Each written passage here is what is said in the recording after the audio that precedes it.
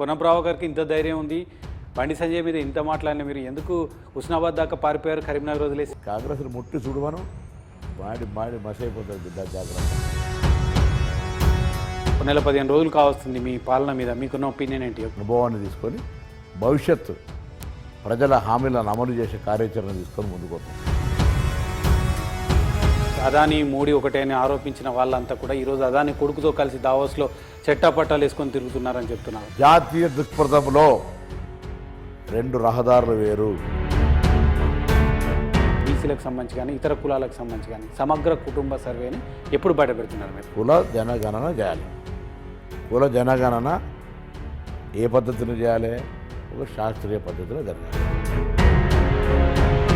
Auto డ్రైవర్ల ఆత్మహత్యలు, రైతుల ఆత్మహత్యలు, ఇంకొక వైపు మీరు చూస్తున్నారు సర్పంచ్ల ఆత్మహత్యలు కూడా జరుగుతున్నాయని బీఆర్ఎస్ నాయకులు ఆరోపిస్తున్నారు. రమేష్ గారు, మీరు జర్నలిస్టు, వినండి.